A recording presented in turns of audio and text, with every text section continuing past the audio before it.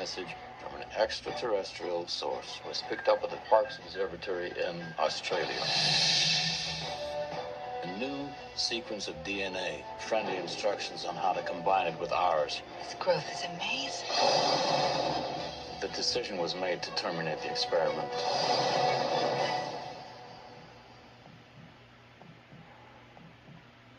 He's breaking out! She escaped. We have a serious emergency on our hands. I want a team to track her. Hunt her down. You created a monster, now you want us to kill it. We decided to make it female so that it would be more docile and controllable. More docile and controllable. I guess you guys don't get out much. She wants to have a baby. She'll kill anyone that gets in her way. I wouldn't hurt you. Yes, you would. Just don't know it yet. She could have a dozen babies. She could lay 1,000 eggs. Something's wrong.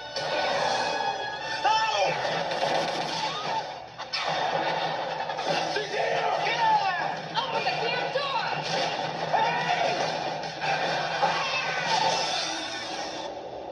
Oh, God.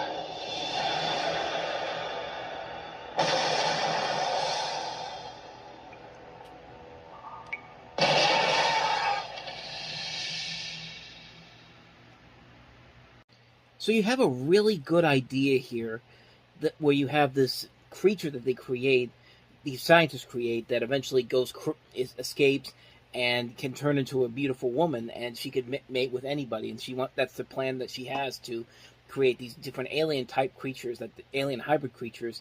And there's so much potential with this idea. You've got an alien design done by H.R. Geiger, who did the work for the Alien movies. You have people that worked on films like The Abyss and Terminator 2. Just these great visual effects people. You've got a solid cast that includes Ben Kingsley, Michael Madsen, Alfred Molina, Forrest Whitaker, Mark Helgenberg, a young star in Natasha Henstridge. And the potential is there. It almost makes it work, but it really is so hooked on you seeing this woman naked, Natasha Henstridge, which, as a kid, as a teenager back then in the 90s, yeah, you could probably make that argument. Like, I mean, that's why we had Playboy. That's why we had Girls Gone... I don't know. Was Girls Gone Wild around this time? But, you know, we had... As kids, we had ways to get to this kind of stuff. But, like, it'd be more interesting if the story was much more interesting. But, no, every time that they do this, is the hype of this movie surrounded this Natasha Henstridge getting naked. And it's just like, she's been a good actress. I've seen her in some movies where she's actually been pretty good, like The Whole 9 Yards, The Whole 10 Yards. She's one of the few, like The Whole 10 Yards is not a good movie, but like she's good in those movies, and she almost makes this work. Like the idea here is so it's this close to being nearly an enjoyable film, but when it fully takes control of that R rating and has scenes of her naked and all that type of stuff, it's just like, yeah, I think I know what your real intentions are. I would have been surprised if this was written by Joe Esterhaus or directed by Paul Verhoeven of Basic Instinct and Showgirls fame, which, Showgirls is a lovely treat that we'll get to later on in the year. And but yeah, there are some good ideas here, but it would also help if the characters were not just these stupid cliche characters. Like you look at the people in this movie and you think to yourself, yep, I've seen this character over and over again. There's nothing new about these characters. There's nothing interesting about them whatsoever, and it's so close to being a movie that's actually worth watching, but it just really isn't. There's so many good ideas to this, and it just falls under the same category that a lot of these original sci-fi films fall under the category of. They're movies that they just can't stick the landing. Like, we've had many movies since this movie came out that have tried to become the next Alien, have tried to become the next Predator, tried to become the next sci-fi classic, like in 2001. But there's always that one little sticking point where they just can't get over that hump, and they just completely botch the landing so badly that the movie becomes almost instantly terrible afterwards. Which most of those movies I'm talking about, stuff like Interstellar, for example, or what's another one I'm thinking of? Give me 1 second. something like Transcendence and Lucy, which are two movies that are at the top of one of my worst movies of all time. But they had so many good, interesting ideas to them, but they just botched the landing so badly. Like those are the type of films I'm talking about. Like the movies that try way too hard to create a franchise more than actually just to tell a linear story that could just be alone for its one movie. This movie does continuously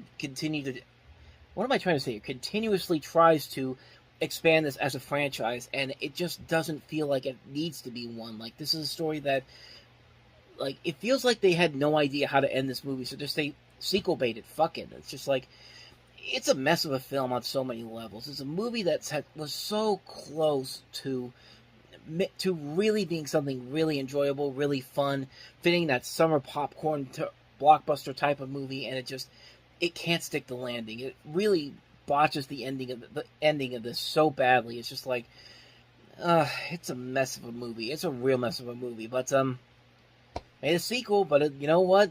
I'll gladly take this one over the sequel because somehow they made it even worse with the sequel. But yeah, Species is one of those movies that comes so close to just really being something interesting, and it just focuses more on getting Natasha Henstridge naked, and just like, there's nothing really exciting about that otherwise, but something that you could see anywhere else besides in this movie. But that's just my thoughts on it. That's Species. So let's move on to the next movie that we have here, and that is Sean Connery, Richard Gere, and Julia Ormond in First Night.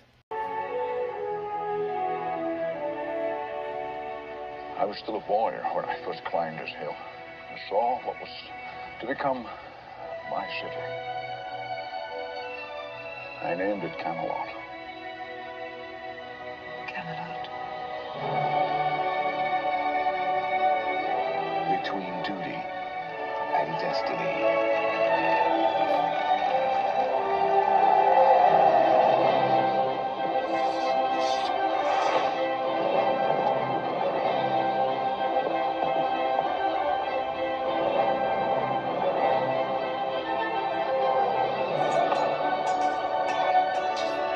Between loyalty and love stands a woman torn between a soldier and a king.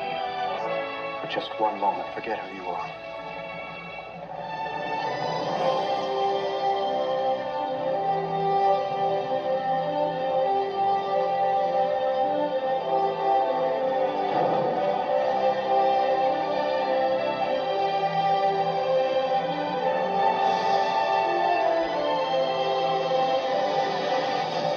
Sean Connery, Richard Gere, Julia Ormond. Their world could not last, but their legend would endure forever.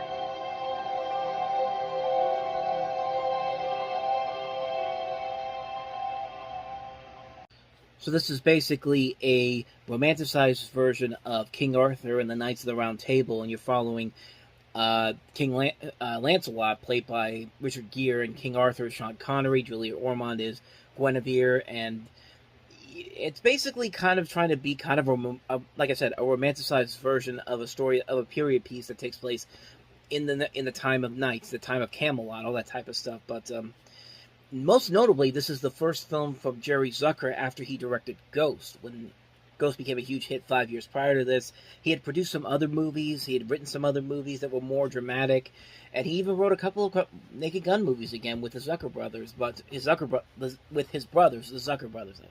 But yeah, I feel like this movie just kind of got stuck in a year where you had far superior medieval films. Like, if Rob Roy and Braveheart didn't come out around the same time, maybe this movie could have been something interesting, but I mean, Braveheart and Rob Roy turned out to be much better movies than this, and it's not a bad movie per se. Like, everybody's doing the best that they can. Sean Connery's doing a pretty good job here, so is Richard Gere, so is Julia Ormond, but there's nothing really all that interesting about this story whatsoever. Like, yeah, it looks nice. It's a nice-looking period piece film, but other than that, though, it's just, you never really get the sense the chemistry between Gere and Ormond is worth it.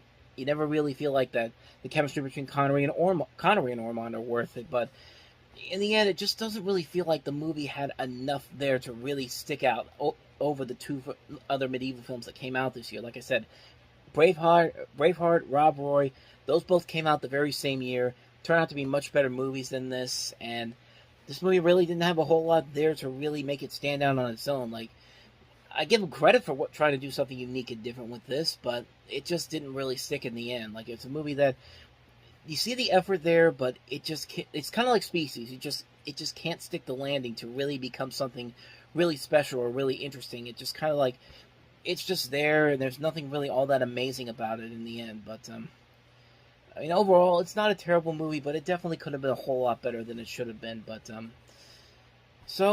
yeah, that's First Night. So let's move on to the last movie that we have here, and that is the documentary Carmen Miranda, Bananas Is My Business. Carmen Miranda. The Brazilians called her the extraordinary girl. The girl who conquered Hollywood. The star who fascinated the world. Carmen Miranda, Bananas Is My Business.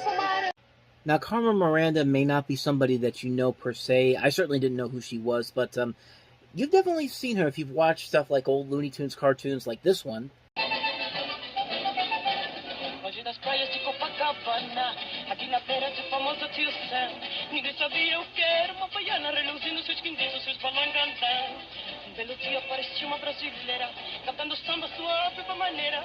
E quando o público ouviu mamãe eu quero, ficou logo apaixonado. E eu vou dizer porquê, tudo se fazia. E ela disse alô, alô. Agora estou toda de cama, da camacha embolada, batucada e a brincadeira. So yeah, that was kind of everybody's introduction to who this woman really was, and I didn't know who she was until is when I saw that the first time, but then doing some research over the years and finally figuring out who that is. Like, I've seen also there's been other cartoons that have done that sort of thing. Like, I know The Simpsons did it, Critic did it, the Chipmunk Adventure has a scene in Brazil, I think in Mexico, that takes place that has a person that does the same thing. I haven't seen this, so I'll give you kind of a rundown of what this is about. This is about, of course, like I said, Carmen Miranda, who was Hollywood's symbol of Latin American spirit in the 1940s, and the documentary tells her life story in a series of stages, beginning with her roots, her rise to stardom in her country, Brazil, her transition and development as a performer in the United States, and then first on Broadway in New York City, and then when she got a deal with 20th Century Fox to appear in films, and her later years in life before her death, and her return to Brazil. And the director uses two different film styles, biography and directorial reverie, in which this director, Helena Solberg, uses actor Eric Barretos to resurrect Carmen Miranda in several fantasy sequences. So it sounds like a very interesting documentary. It's one that I would have never really been interested in maybe 10, 15 years ago, but this idea definitely sounds pretty interesting. I think they tried to do this idea recently with Framing John DeLorean, where they had Alec Baldwin playing John DeLorean. I didn't get to see it, but it was something I was really curious to see. But I don't know, this definitely could be something very interesting. It's something that maybe one day I'll definitely check out if I can find it somewhere. But yeah, that's pretty much all I know about it. But it definitely is very, very interesting. An interesting idea for a documentary. So I'll check it out one day. So that is Carmen Miranda, Bananas Is My Business. A top-secret satellite with nuclear capabilities. A team of international terrorists. A government-held hostage. President and the others been safely evacuated. An undetectable moving headquarters. I'd like to call your attention to the highly trained men with the automatic weapons they may be called upon to shoot you. There's only one problem. Any other hero? The cook from Under Siege is back. I'm not even a good cook, but there are some things I'm good at. And things are really heating up. That's the 45, okay? Yeah. Last time, you rocked the boat. This time, the sky's the limit.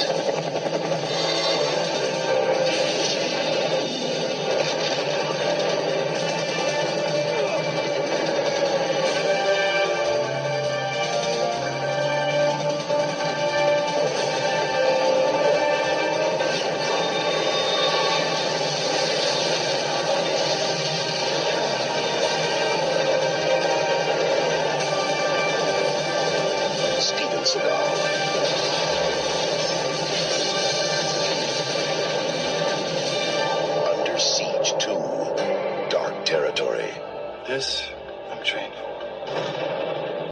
Yeah, needless to say, this was no Die Hard 2. I mean, first of all, you can keep calling him the cook from Under Siege, but that's not going to sound threatening whatsoever. The cook from Under Siege is back. Okay, well, so... But, like, this is not a very good sequel. Like, this is not even Die Hard 2. We're pretty much doing the same movie over again, but we can still have fun with it. It's good. It's one of those movies that's just kind of like... It's just not enjoyable whatsoever. It's a really lackluster movie. It doesn't have that same spark that the first movie did. It doesn't help that it's directed by the same guy that did Free Jack, which was not a very good movie when that came out. I will say, though, this was one of the early film scripts, I should say, by Matt Reeves, who would, of course, later go on to do Cloverfield, the Planet of the Apes movies, and, of course, recently the Batman. This movie just gets a little bit too stupid for its own good. Like, it's trying to do what Die Hard 2 did. It's trying to do the same... Like, we could do the same thing again, except this time, instead of it being on a ship, it's on a train. And it's just not enjoyable. There's not that fun aspect in this movie in particular that really gives it that edge that the first movie did. Like, the movie just feels... It feels kind of empty. It feels like it's a movie that's being just... It's just trying to do the same thing over and over again. It's nothing new. It's nothing that engaging. It's nothing that interesting whatsoever. And if anything that this movie did, on the positive side, it showed that Steven Seagal was kind of a friggin' jerk and probably a sexual offender, because supposedly Jenny McCarthy unsuccessfully auditioned for this, and Seagal auditioned her and asked her to take off her clothes. And then Katherine Heigl, who's in the movie, who's 16 at the time this movie was made, said on the last day of filming that, "I've got girlfriends your age, and she says, isn't that legal?" And he says, "They don't seem to mind." So, yeah, needless to say, this was not the movie that Steven Seagal probably wants to be remembered for. And, I mean, really, if you want to see a movie like this that actually works a lot better, go watch Snowpiercer. Or if you want to go back to the classics, go watch Runaway Train with John Voight and Eric Roberts. Fantastic movie.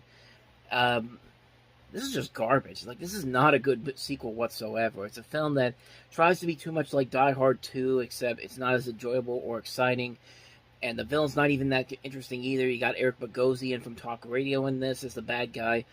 Morris Chestnut's also in here, so is Kurtwood Smith.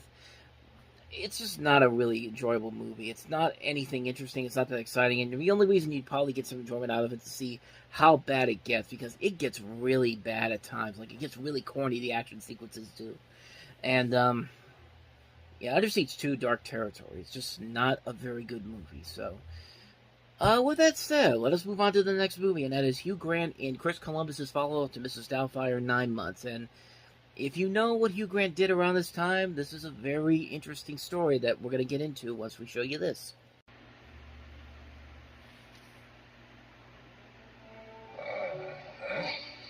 Oh, baby, you were incredible. Well, I aim to please. An uncomplicated life. I live with the most beautiful, intelligent, sexy, lovely woman in the whole world. My practice is thriving. I'd say my life was dangerously close to perfection, actually. An unbelievable love. To stability. Honey! An unexpected surprise. I'm pregnant. Right. Right. What? Look out! I thought you were using birth control. I was. It's only 97% effective. It says so right there on the box. So therefore 3% completely bloody ineffective, huh? They should put that on a box. You gotta burn all your old girlfriend's phone numbers and pictures, lie down and close your eyes, and you visualize the child of your dreams. What did I tell you about spitting in other people's food? Okay, let me get it ready for you. Just... Hugh Grant. You know, Beck, I was just thinking, we haven't actually made love for 2 months now. Well, maybe we could fool around tonight. Check. In a romantic comedy. What is it? It moved. Huh? About one confused man. If you have a baby, that means he's got to grow up. Marty! Bye, honey. Right with you. Two people in love. My love, are you all right? Go away! Right? And 9 months in suspense. It's out. From the director of Mrs. Doubtfire. 9 months. You're going to inject that thing into my wife? Mm-hmm. See, that is why women have the babies, you see? Because men can't handle the power.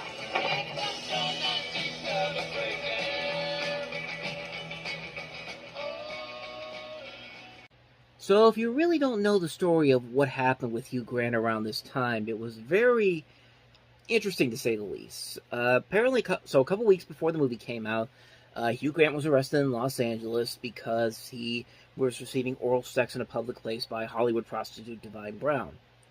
Keep in mind, he was he was in was he married to?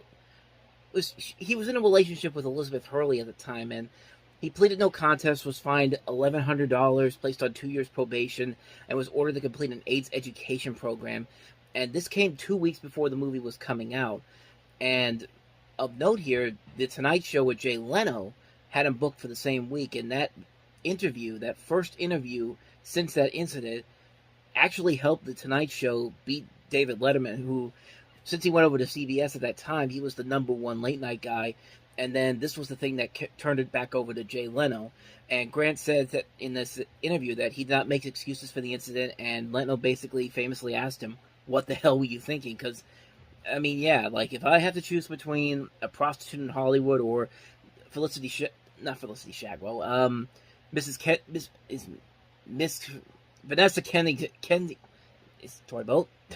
Vanessa Kennington. Excuse me for 1 second. Vanessa Kensington from Austin Powers. I think I know which one I'm going for here. Good Lord, that was a tongue twister and a half. But Grant basically answered and said, "I think you know in life what's a good thing to do and what's a bad thing, and I did a bad thing, and there you have it." So, I mean, I guess that kind of stopped his career. I guess that didn't stop his career too much because, of course, he went on to become. Of course, he kind of went back to being what we all know Hugh Grant to be for, a charismatic, charming actor who can be really funny at times. And sure enough, this movie was not one of those movies. In fact, Hugh Grant himself has said that his disappointment in his performance in this movie actually led him to that eventual thing that got him arrested is 2 weeks before the movie came out. But really, you can look at this movie and realize that, wow, even for Chris Columbus, who had made hit after hit with Home Alone 2, and Mrs. Doubtfire, and written all these great movies, and it's just like, this is the best you could come up with after all that. And it's a shame because there is a lot of good talent here. Not only Hugh Grant, Julianne Moore, Tom Arnold, Joan Cusack, Jeff Goldblum, Robin Williams in this movie, Alexa Vega, even Charles Martinet, the voice of Mario, is in this movie too. And there's just so much potential in this movie. And with these actors, they could have made it work. But really, it's just a dull movie. Like, it's not really trying to be anything too creative or funny. It's just trying to be like, hey, we've got all these actors in here. Let's just throw stuff at the wall and make it all about pregnancy jokes and see if any of these stick. And needless to say, it didn't, but it wasn't a big flop at the box office. It still made over $138 million worldwide, so I guess this wasn't a total mess of a film financially, but as a film itself, it's really not that great. And you could definitely see why Hugh Grant was very disappointed by this performance. I think this was actually his first American leading role in a movie that he was in. Because I think at this point he had been in so many British comedies at this point. But this is, I think, the first one where they put him in a movie where he's the star of an American-centered film. And it just didn't work out like anyone thought it would. So yeah, 9 months was not really all that great. So with that said, let's get to a much better movie. Let's get to our next movie. Probably one of the most underrated movies of 1995, and that was, of course, The Indian in the Cupboard.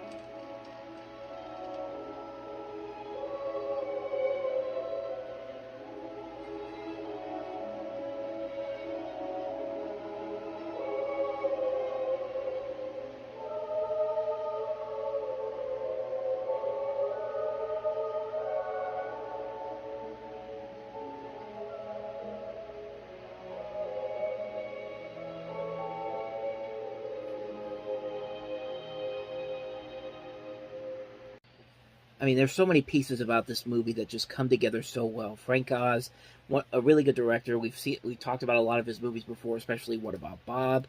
He's also, of course, had his work with the Muppets. He did Little Shop of Horrors, Dirty Rotten Scoundrels, House Sitter, The Muppets Take Manhattan. He's made a lot of really good movies as a director, and you also have Melissa Mathison of E.T. fame.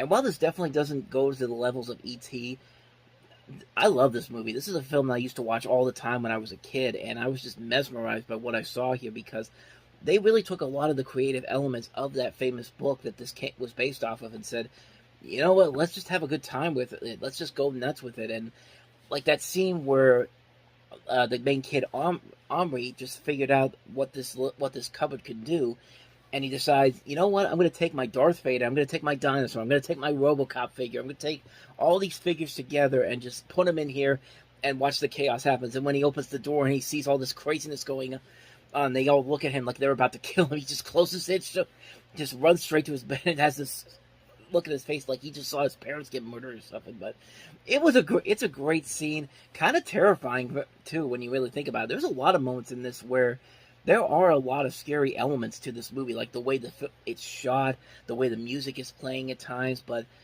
at the heart of the film, the relationship between the kid Omri and this Indian in this cupboard, played very well by Lightfoot, and the kid who plays Omri, House Gardino, is also very good here as well. You also have David Keith playing the cowboy that eventually comes to life in this. Richard Jenkins plays Omri's dad. Steve Coogan's also in the movie as well, so is Vincent Kartheiser of Mad Men fame. I mean, there's a lot in here that I really love about this movie. It's a movie that gets attention for the people that grew up with it, but whenever you talk to some people that don't know what this movie is, they really don't have a real interest in seeing it. But it's a really nicely made film. It's a really solid film overall, and I can't recommend it enough. I love this movie to death. The Indian in the Cupboard. If you haven't seen it, do yourself a favor and definitely check it out, because it's definitely worth the watch if you really go into it with the right notes. So, with that said, let us move on to the next movie, and that is Steve Buscemi in the comedy Living in Oblivion. Lock it on. Okay, here we go. And roll sound. Nick Rev is making a movie. Action. He's wonderful, isn't he? It's something most of us only dream of doing. How'd you get into cinematography? No, I'm directing this movie. How'd you get into directing? But for Nick... Hey, Bob! Hey, Bob! Rolling. The dream... Cut! Do I have to do everything myself here? ...is becoming a nightmare. What is your name, anyway? Because he's fallen in love with his leading lady. Don't you dare tell me that felt fake. Who's been waking up with his star. You and I slept together last night. It's a one-time deal. You know it, I know it. Who's dating the producer. Because you're not afraid of my power. Oh, God. I love your power. Who's cheating on the cameraman. Give me a hug. Nick, I need to talk to you for a minute. What? It's pretty heavy. Which is disturbing the dwarf. Hi. Toto, is it? Tito. And confusing the crew. Which is not helping Nick. Is everybody hurt? Is anybody okay? Corey, are you all right? To have a nice day. Clear the set! Steve Buscemi. I freak out in your dream, I freak out in my dream, no wonder I'm exhausted. Sounds kind of like an identity crisis. Catherine Keener. Nick? Yeah? Nothing. Dermot Mulroney. Hey, that's my iPad! Can I borrow it, Wolf? Nick, it just feels right. James LaGrosse. I play a sexy serial killer that shacks up with Winona Ryder. In a love story filmed somewhere between fantasy. I can walk through just about anything, like air. Reality. I think you could see I'm under a little pressure here. And oblivion. Living in Oblivion, scene 6, take 1, let's do that! Kiss my ass! Yeah! Right, now we're making a movie! Living in Oblivion. The new film by Tom DiCillo. You know, the only reason I took a part in this movie is because someone said that you were tight with Quentin Tarantino. So the first time I ever heard about Living in Oblivion was from James Rolfe, a.k.a. the Angry Video Game Nerd, when he talked about his favorite movies of all time, and this was one of the movies on his list. And I never even thought about watching it, even after I saw that. It was kind of curious, but I did watch it recently, and I gotta say, it's actually pretty funny. Like, it's a really solid movie, a sharp satirical look at what happens behind the scenes of a movie, and apparently the director Tom DiCillo actually took a lot of inspirations from the frustrations he made when he made the movie Johnny Sway, because that was the last movie he directed, and that movie was not very good.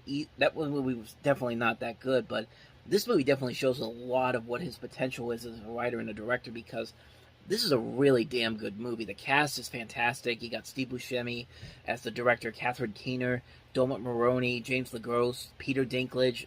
Just a phenomenal cast in here. It's just such a dark, twisted comedy that just really, it really gives you a lot of good laughs in this movie. It's really hilarious. It's very well done, and I'm glad I got to see it when I did a couple years ago. I actually want to get a physical copy of this, honestly. But if you haven't seen Living in Oblivion, I'd say definitely check it out. I think it's another one of those underrated gems that not a lot of people really talk about, but it's definitely worth a watch. So, yeah, I highly recommend Living in Oblivion. So, with that said, on to the last movie of the weekend, and that is Roosters. Angie, breakfast! In the flatlands of America's Southwest, So blessed virgin, please make me beautiful. As beautiful as an angel, as a flying angel. Like nobody else. one family made the best of what God gave them. Now, We look to mountains. I want to fly right over them. We belong to the tierra. after a lifetime of raising the roost alone, I'm not gonna spend my life training chickens to be better killers. Father has flown the coop and come home to reclaim what is no longer his own. Toast. The finest fighting cocks ever to be seen. You don't seem to realize that it is my rooster. I'll sell him or I'll eat him. If you sell that bird, it'll be over my dead body. What are you going to do with the rooster? I want you to keep a close guard on that rooster. So you've got the story about this guy who's been in prison for 7 years after he murdered a man over a cockfight, and his family welcomes him back with mixed feelings. His daughter Angela is eager to have him back. His son Hector feels otherwise. Hector decides to leave behind the farm and wants to use the family's prize-winning cock, which he inherited from his grandfather, to win money in order to move his family away. However, when Gallo returns from prison, determined to continue the business and raise a new flock of roosters, the son and the father soon clash over the differing goals. And I don't know. I don't think there's enough here to really warrant this as something that you need to see. Like, from that trailer alone, it looks pretty generic to me. Even though you got some really good talent here, Edward James Olmos, Sonia Braga, Maria Conchita Alonso, Danny Nucci. It's just not really all that interesting of a film. It doesn't, at least from the trailer that I saw, like, it doesn't really feel like anything interesting or anything like that. This is directed by the same guy that did Talent for the Game, to another movie with Edward James Olmos in it, but yeah, I don't really have no real need to see this movie. Like, I haven't seen it, so I can't really say too much about it, but that trailer did not sell me on this movie whatsoever. It actually kind of feels a little bit boring, honestly, so I mean, who knows? Maybe I'm wrong on this. Maybe this is actually something pretty good, but that trailer did not sell that movie very well, so that is Roosters for you. So, okay, like right now, for example, the Haitians need to come to America. But some people are all, what about the strain on our resources? And it's like, when I had this garden party for my father's birthday, right? People came that, like, did not RSVP. So I was, like, totally bugging. I had to haul ass to the kitchen, squish in extra place settings, and, like, people were on mismatched chairs and all. But by the end of the day, it was like, the more the merrier. And so, if the government could just get to the kitchen, rearrange some things, we could certainly party with the Haitians. Wow. You guys talk like grown-ups. Oh, well, this is a really good school. Mr. Hall was way harsh. He gave me a C-. Well, he gave me a C, which drags down my entire average. Hello? There was a stop sign? I totally paused. You tried driving in platforms. Oh, should I write them a note? Ew! Get off of me! As if. Cher's got attitude about high school boys. It's a personal choice every woman has got to make for themselves. Cher's saving herself for Luke Perry. Cher, you're a virgin? I mean, I'm not prude. I'm just highly selective. I mean, you see how picky I am about my shoes, and they only go on my feet. Nice stems. Thanks. I don't that? Well, dress. Says who? Calvin Klein. What are you doing? Yo, you get on the freeway! Get on the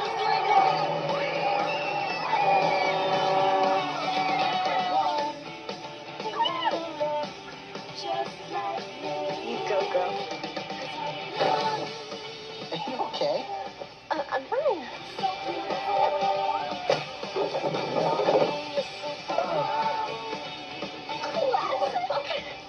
Whatever. Did I miss something? This big hair back? Amber, my plastic surgeon doesn't want me doing any activity where balls fly at my nose. Well, there goes your social life. I'm gonna be a supermodel. So Clueless is a modern-day version of Jane Austen's classic novel Emma, which has actually been previously adapted in 2 movies that actually came out after this one, the 96 one with Gwyneth Paltrow, and then we recently had the one in 2020 with Anya Taylor-Joy that came out just before the pandemic. But when it comes to Clueless, I think everyone can agree this is one of the best teen films of all time, one of the best teen comedies of all time, and you know, you got Amy Heckerling, whose career started with a teen comedy, and that was, of course, Fast Times at Ridgemont High, another classic movie, so it's fitting that that movie fits the time of the 80s, and this one fits the perfect time for the 90s, because this came out right in the middle of the 1990s, and this is kind of what everybody thought, you know, Beverly Hills High Society was like for high school people. For the high schoolers back then. I mean, we've had movies and TV shows that do this kind of stuff, like Beverly Hills 90210, of course, and then, of course, we had the Beverly Hillbillies movie, which was not, which some people may say is not a good movie. I still stand by that. It is still a funny movie, but this is definitely a movie that really defined 1990s Beverly Hills culture, and it's just a fun movie. I mean, the casting in this movie is great. Alicia Silverstone, who plays the leading girl in this, Cher Horowitz, is very good in this movie. This is a great film that launched her into superstardom, and actually got her a $10 million multi-film deal with Columbia Pictures that actually came after this. But that didn't last too long, because the next movie that she did after that was the first movie she did from that was Excessive Baggage, which was not a very good movie and really panned at the box office and kind of killed that pretty quickly. But like, she fits this role really well. She is very good in this movie. She plays a very likable character in here. In fact, everybody in this movie is really damn good. You see a lot of notable names getting their starts in this movie. Stacey Dash, of course, Brittany Murphy's in there, Paul Rudd, Donald Faison, Elisa Donovan, Breckin Meyer, Jeremy Sisto. You also have Dan Hedaya, Wallace Shawn, Twink Kaplan, Julie Brown is in this. Just a lot of notable names in here. And it is a really funny movie. Like, even though it is very dated for the 1990s, you can still watch it over 25 years later and still get a good chunk of laughs out of it, because it just has that appeal that just can make it last. You can go back to it, have a good laugh at what we think the 90s were like, and you can still really find a lot of funny moments in here. This movie is still really funny after all these years, and it has a long legacy to it. I mean, it has a lasting legacy to it. I mean, we saw a Super Bowl commercial this year where Alicia Silverstone reprised her role, and I mean, it was a fun commercial too. Like,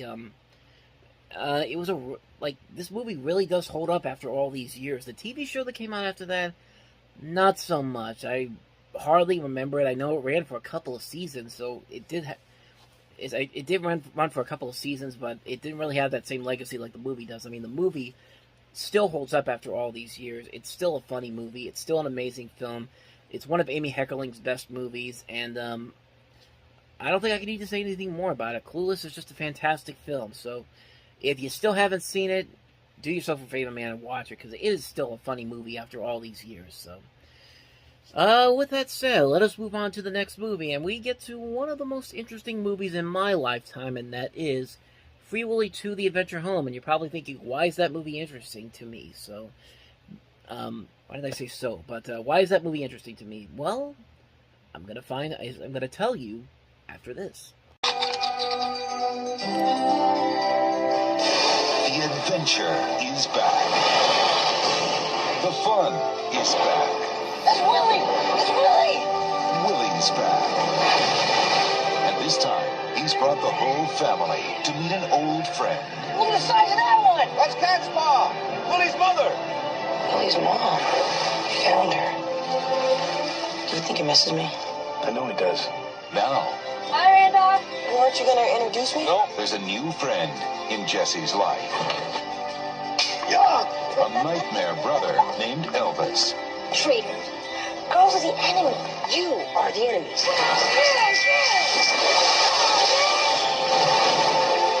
Oh my gosh. He's gonna eat him, isn't he? Woo! I can't believe he let you do that. A new challenge Oh no. in his future. A 40-year-old Liberian oil tanker ran aground on Lawson Reef. If they swim out of the cove, they're going to swim right into the oil. They die. They're trapped in the cove. They can't get back to their family. I don't know what we can do. I do. Come on, Roy! They're coming after us! And a whole new adventure Yes, again! about to begin. There's a small pleasure craft trapped in the fire.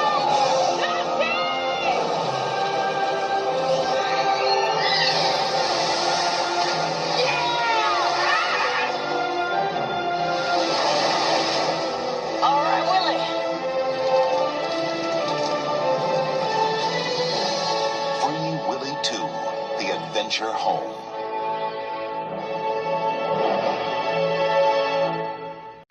So we finally come to one of the earliest influences of me and movies in my life, because when I was 6 years old, I went to go see this movie. We used to have a big movie theater around in Monroeville. There's actually two of them, actually. There was Showcase Cinemas, which is further down the road from where the mall is at, but it closed down in the mid-2000s, and now if you go over there, there's the Sheets and a hotel there. But there was another movie theater up at the top of the hill right next to the mall where I go to Best Buy all the time, and there used to be like a 4-film theater there, and that closed in the early 90s. But the one I went to see this one in was the Showcase Cinemas, and I still have those images of that old movie theater I used to go to. I mean, it takes me back whenever I think about this story. But basically, this was my first movie that I ever saw in the theater when I was 6 years old. I mean, I used to watch a lot of Disney movies on videotape. And a lot of Warner Brothers movies too. But this is, as far as I know, the first movie I ever saw in a movie theater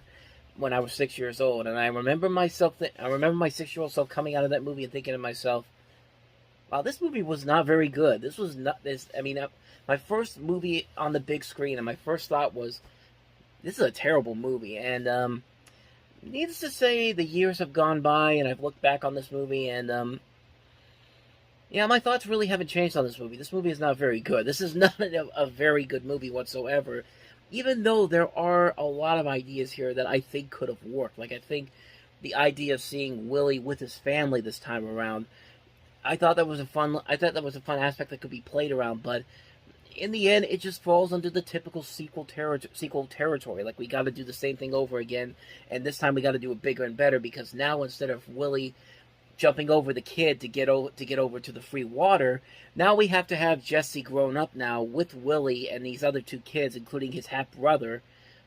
Now they have to go face off these cartoonish bad guys. Like, it's in the years since I realized that the Free Willy cartoon had a really cartoonishly bad guy, but in that show, but these guys aren't that bad, but they come pretty close. But not only do we have to stop them, but we have to have a huge fire explosion in the end, and have to get the whales and everybody else out of here, out of this fiery mess that's going on right now. It's just like we got to go bigger and better, and they went bigger, but they certainly didn't go better. I mean, it also doesn't help that there's not really a whole lot of intrigue with this movie. I mean, the kid in this movie, Jason James Richter, I mean, he got a huge payday for this movie. I think they said that he had to renegotiate his contract to go from the $150,000 he made on the first film to $1.5 million on this one, with the option for a third sequel. And I mean, God bless him. He's trying his best in this movie to keep it going. I think everybody in here, they are trying the best that they can, but there's just nothing really all that interesting about it. There's nothing all that surprising about it,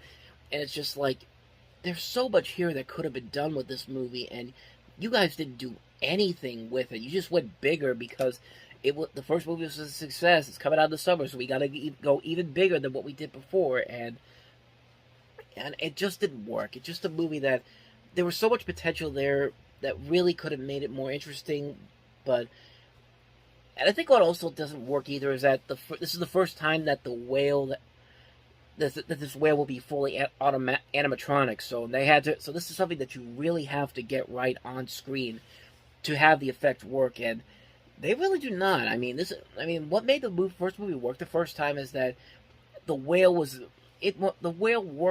like a real whale, but in this movie, there are times when it just looks too fake at times. Like, especially in the climax, you could tell that it's an animatronic whale, and the tension and the intensity of the scenes here don't have that same impact when you realize the whale looks fake. Like, it looks fake at times, and the environmental message of the film really doesn't work either. I just didn't think the movie worked. I didn't think the movie worked back then, and all these years later, I've seen a lot worse movies than the first time I saw this movie, but, okay, you know what? I'm being a little too harsh. It's not a horrible, horrible movie, but, like I said, I've seen a whole lot worse, but it's still not a good movie, especially compared to the first movie, which I thought worked fine for what it did, but as these movies kept coming out, they kept getting worse and worse, and, I'll give it this. It's certainly a lot better than the last two Free Willy films that came out. The third one that went to theaters, and then the fourth one with Steve Irwin's daughter in it. I can't remember the name of it, but I know that Steve Irwin's daughter, Bindi Irwin, was in it. But yeah, that's pretty much everything I got to say about this one. It's a movie that I really do not like, but at the same time, it still does have kind of an emotional place in my heart because it was the first movie I went to go see on a big screen in theater, and I would see more and more movies after this one.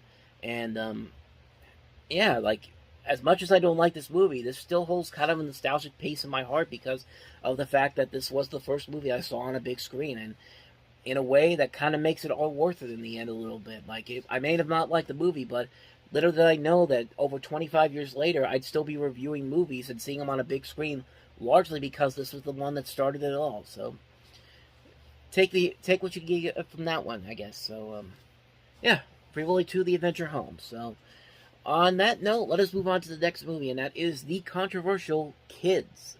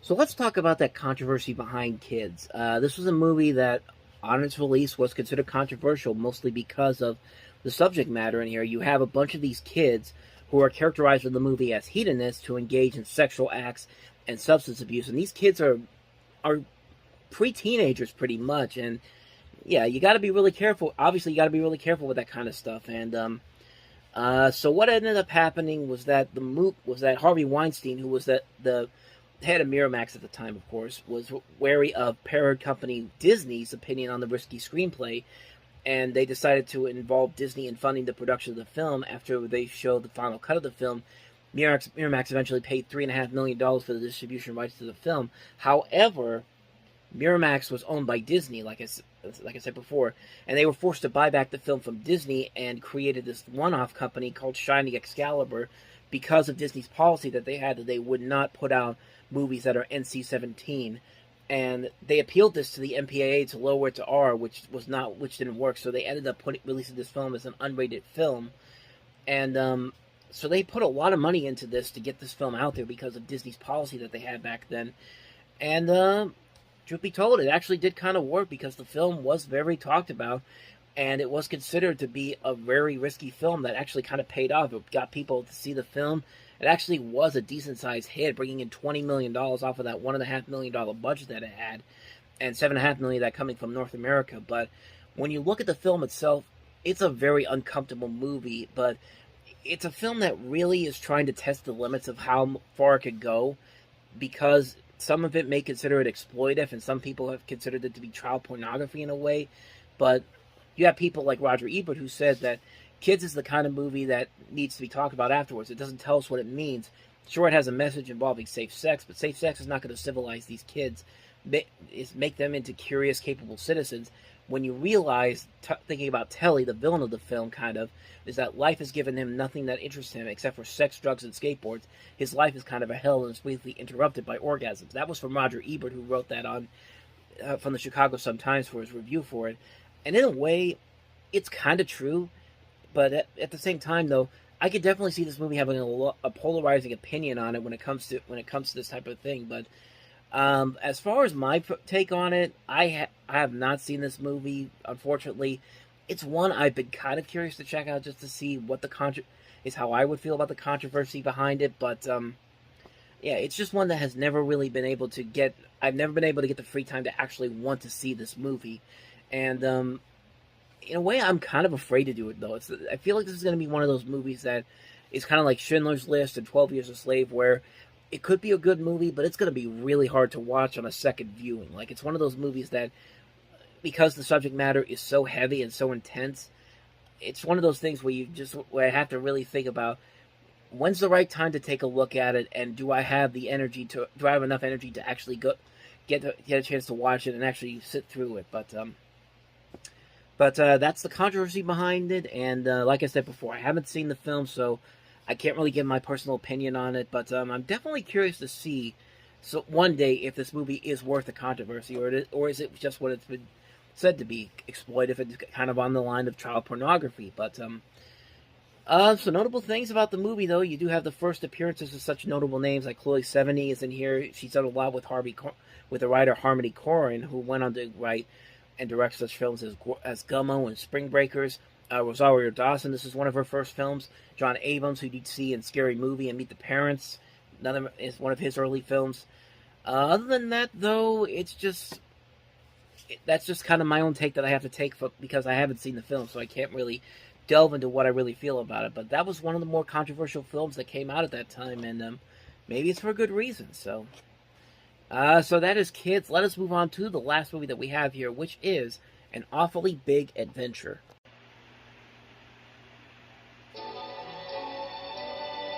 Let's take it out. It's a very heavy season, and you're all going to have to work very, very hard. But you're all the very best people we could find. Oh. For the money. All Stella Bradshaw ever wanted Shall I take a message? was to be a great actress. I hope she's not in for another disappointment. Well, if she is, I've told her this time she'll end up behind the counter in Woolworths. To be taken seriously. I live here. Of course you do. I think that's charming. Most of all, to be loved. You like to go? What she needed was someone who would appreciate her. That girl's in love with you, Jim. Stella Bastana. Shall I give you a lift home? A teacher. Things come first. And start her off When somebody loves you like that, make the most of it. on an awfully big adventure. I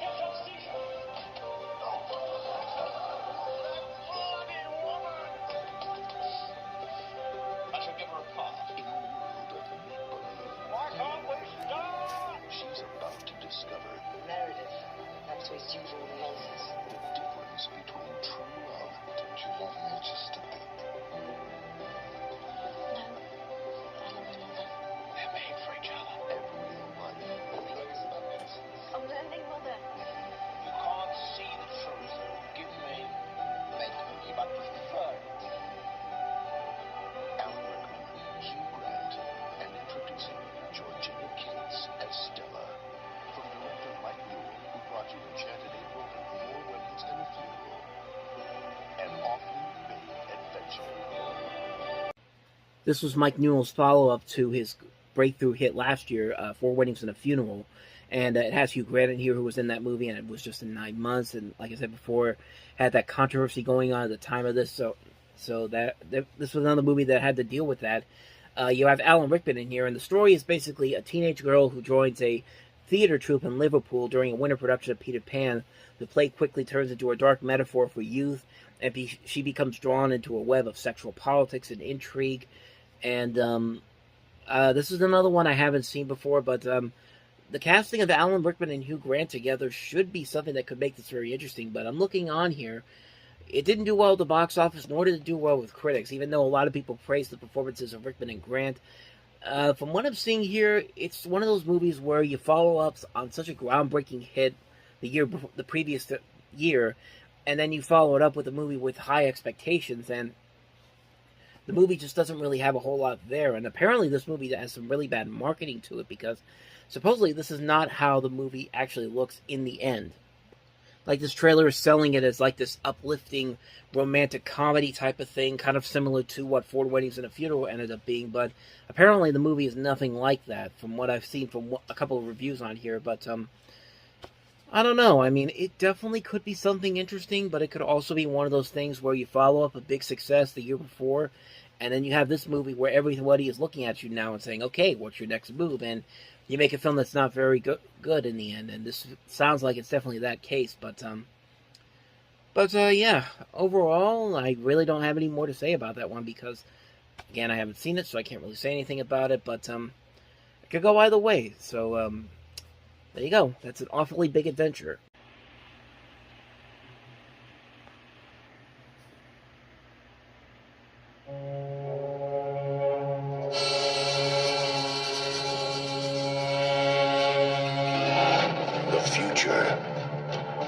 The polar ice caps have melted, and the Earth lies beneath a watery grave. Those who survived have adapted to a new world. What did you see out there in your 15 lunars? Such as? An end? An end to all this water? You're asking the wrong person. Pure dirt. So what's the worth? We trading or not? And the human dream is the search for a mythical place called dry land. It doesn't exist! How can you be sure? Because I sailed farther than most have dreamed. I've never seen it. This place, this whole way of living, it's ending. Straight line leading directly to dry land? Dry land is not just our destination, but it is our destiny! This summer, Universal Pictures presents a world unlike any you have ever seen.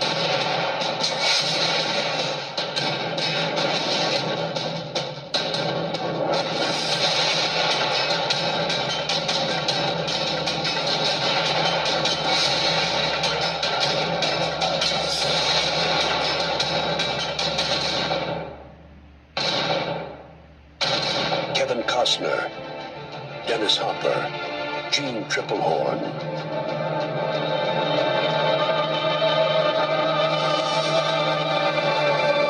Waterworld. So like I said, Waterworld at the time was the most expensive movie ever made. $172 million to $175 million. I mean, which is still pretty big even for today's standards. But 1995, most of these movies did not have that big of a budget, so there was a lot of high expectations going into this movie, and it also didn't help that there was a lot of behind the scenes controversy as well, because the movie had a lot of cost overruns, production setbacks. I mean, this thing started filming all the way back in 1993, and it didn't get released until 2 years afterwards. And Most notably, the director of this, Kevin Reynolds, who had previously worked with Kevin Costner before on Robin Hood, Prince of Thieves, which was a much bigger success, but he actually quit the film before its release owing to heated battles with him and Costner, and thus their relationship kind of fell apart after this, even though Reynolds still received credit as a director. Like, the score was also changed completely. They had a completely different composer. Mark Isom was the composer before James Newton Howard came in. Josh Whedon came in to do script rewrites, and he later described it as 7 weeks of hell.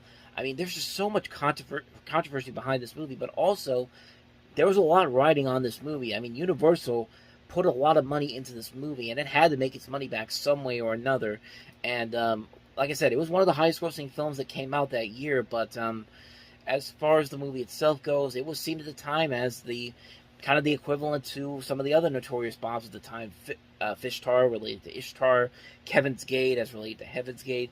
It didn't make, at least it made its budget back after the worldwide numbers. Like, I think it made over $264 million worldwide, but of course, that's not taking into account the percentage of the box office gross the theaters retained, also home video sales, TV sales.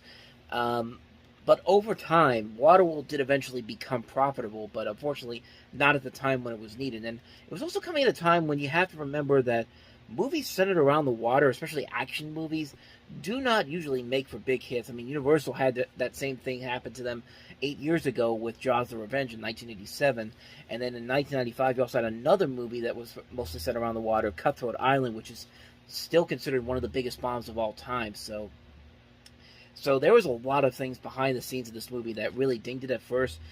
But you know what? Over almost 30 years later, does the movie actually still hold up? I mean, not even hold up. Has it actually gotten better over time? Well, I won't say better, but I will say it's a lot better than I think a lot of people gave it credit for. I mean, the futuristic setting, the idea that this whole the Earth is now covered in water, that's a fun premise. That's a fun idea.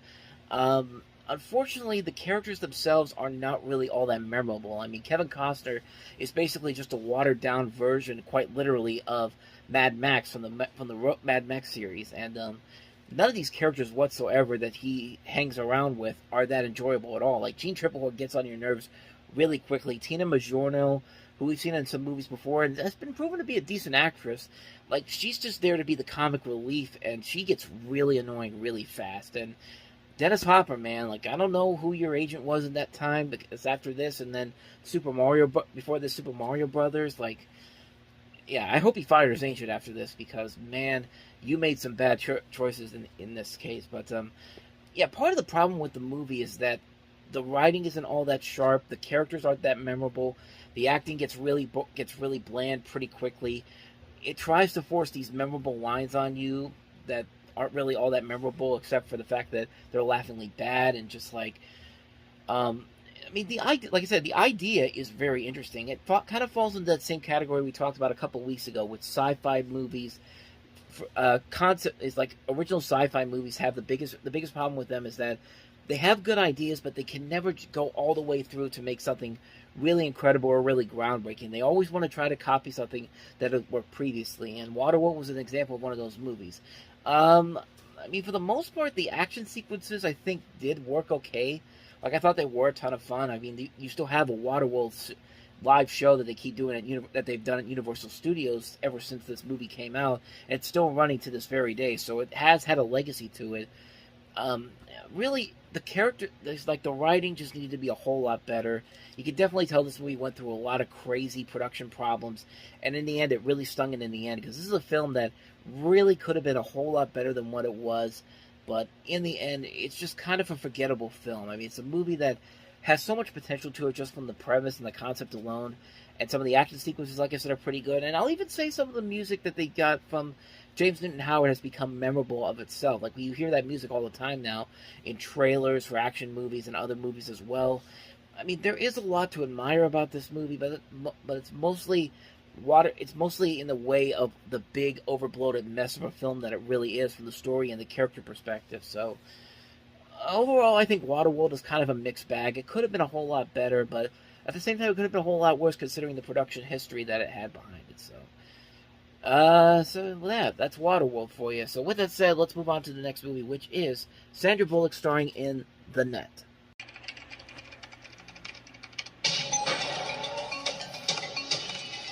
We all live in the age of information. We're sitting on the most perfect beach in the world, and all we can think about is, well... Where can I hook up my bottom? Every trace of our existence is computerized. Everything about us is encoded somewhere on a complex network of information. Computers your life, aren't they? Yes. Perfect hiding place. Computer analyst Angela Bennett was just doing her job. Oh my God. When she stumbled onto something What is this? she never should have seen. I plugged it in and I'm staring at the personal medical files of the Undersecretary of Defense, Michael Bergstrom. Someone's tapped into the system. How long would it take to track her?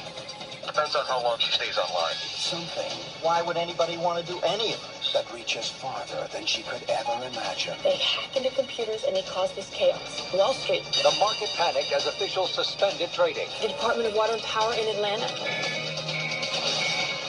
LAX. We've lost radar contact. Now, It's time to go. they're manipulating her world.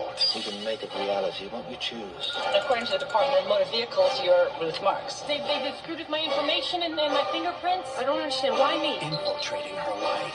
Find whoever she's been speaking to. No, he was not a diabetic. Where? And erasing her identity. We've got an outstanding warrant for Ruth Marks on federal charges. I am Angela Bennett. Just give us the disc and we'll give you your life back. She has the evidence, She's copied the disc. Clever girl. but they have the power.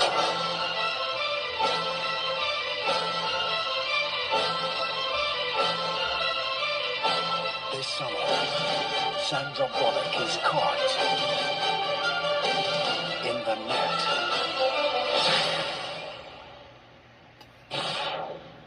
A film by Irwin Winkler.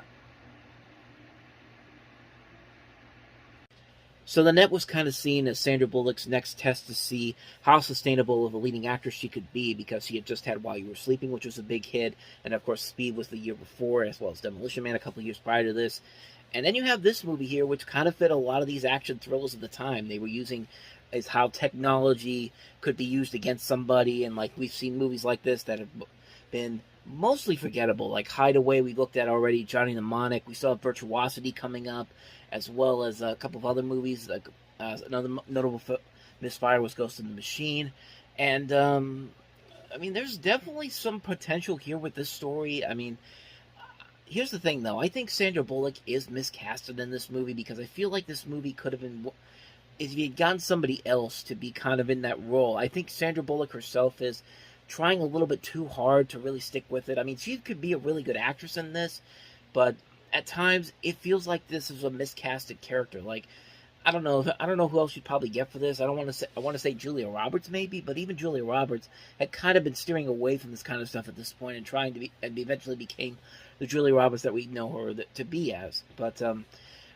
you know, you could probably put that all aside if the story was actually very interesting. I mean, there's a lot of potential with what they could do with the premise here, and the problem is the thrill factor just isn't there. It just kind of falls into a typical generic action thriller put in with the modern technology of the time, like the fact that computers can be used to manipulate somebody or hack somebody, basically. But it just doesn't really have a lot there to make it stand out or be anything unique or clever.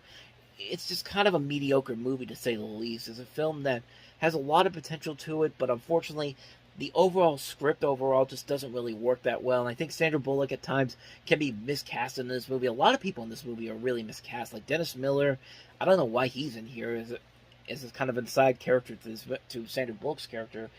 Yeah, I don't know why he's in here, because it feels like a role that he really does not need to be in this movie for. But then again, maybe they had something there, but I just didn't see it. But bottom line, The Net is not really a good movie. Although I will say it does lead to some history, because Entertainment Tonight, back in 1995, actually did a story where Sandra Bullock became the first person to buy a movie ticket for a movie on the internet, and it was for this movie, and you can look at some of that clip right now. Geniality herself, as she became the first person ever to buy a movie ticket online. Bullock stars as an inclusive computer-systems analyst who unknowingly taps into a secret program, entangling her in a murderous web of intrigue that becomes more inescapable when she finds records of her life have been mysteriously altered via the internet. And while Sandy might have played a computer expert in the movie, she was still learning the ropes in real life. Sitting down now. Alright, so we can now. You were on your face. Click for showtime and tickets for this movie. Okay, Rob, you gotta click on something, or click on back. Let's see what happens. Okay, it's frozen. Rob, can you unfreeze this real quick? Okay, was that right? Wait. Oops. What did I just do? Okay, hold on a second. Let me just get the cursor all right. Yeah. Okay. So, where's your delete? Where's the delete on here? Because I think I just entered something wrong. No, it's all fine. Oh, I did? Okay. See, you know what's amazing? I just want to make a little point here that modern technology. I'm just very emotional today. Bring me down there. And I can Mr. click White on and 9 months. If I click on the net. Oh, wow. Showtime stuff. Okay. Now pick a Main show menu. time. Neighborhood. Okay, what show do you want to go to? Well, Build your ticket order. You have selected the 1020 show for the net at the Hollywood Galaxy 6, 7021 Hollywood Boulevard, Suite 200. Hollywood on Friday, 7/28/95. Now please follow these 4 steps. 1. Select the number of tickets you need. $1 surcharge per ticket. All right? Yeah. That is. But you know what it doesn't do? It doesn't verify that you've typed in the wrong number. It says your number is, and then it should have double verification. Just a little something that I thought might help. Okay, so do we have to blame Sandra Bullock now for the two-step password method that we get every time we try to log into something now? I mean, that's kind of interesting that she says that at the end, but that was a bit interesting little piece there to know that she was the first person to ever buy a movie ticket online for a movie, and it was coincidentally for that movie. That's probably the most intriguing thing about this entire thing altogether, that she made history in that way. But other than that, though, this movie is mostly forgettable. I know it launched a series on USA, which ran for about a season, and then there was a direct-to-video sequel. But other than that, though, this movie did not really last. This really did not last very well. It did not have that long-lasting longevity to it. So, yeah, that is the net for you. So, let's move on to the next movie that we have here, and that is Disney's Operation Dumbo Drop. You need an elephant. Beautiful elephants, I might add, at no extra cost. Danny Glover, Ray Liotta, Dennis Leary, and Dougie Doug. In the story of an elephant who turned a top-notch army unit into a 3-ring circus. Anyone here know how to work an elephant? I was in love with a fat woman once, but she never listened to me. Oh, this is great. Operation Dumbo Drop. Who's going to lead this delightful little operation? I am. Animal tranquilizer. Well, how are we supposed to get her to swallow one of these? She's not supposed to swallow them. The New York Daily News calls it 8 tons of fun. Yeah, that's funny. And Good Morning America says it's wonderful. Lots of laughs. To get this elephant to her new village, they walked her. They floated her. Oh, no, she's seasick. Look out, she's going to blow. But when all else failed, You cannot put an elephant on an airplane. they decided to drop her.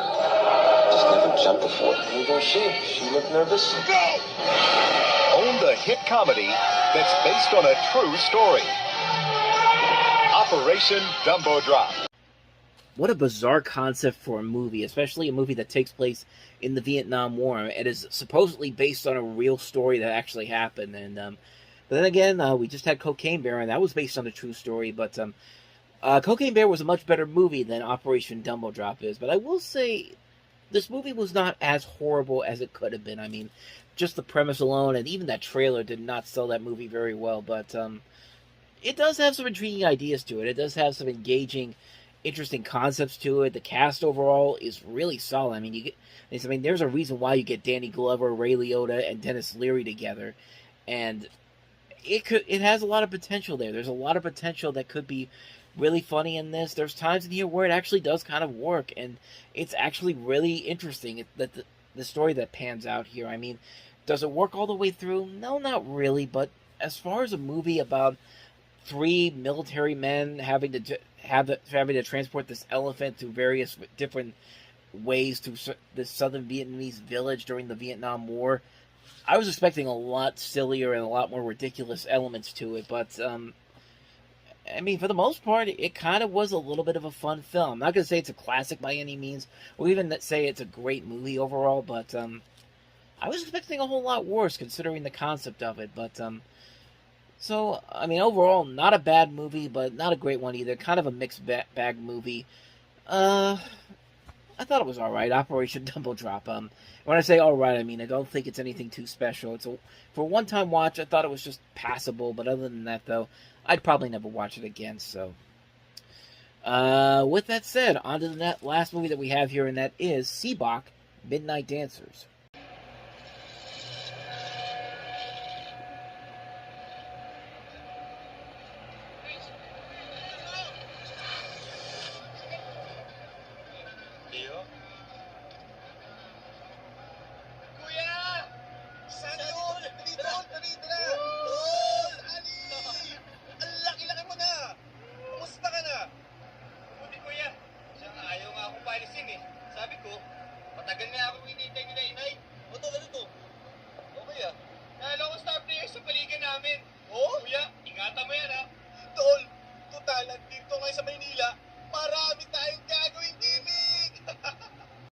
Another one of the surprisingly many gay-themed movies that we got between 94 and 95, but this is actually from the Philippines, and this is actually the first of a series of 3 gay-themed movies from these two people involved. Mel Chiangolo,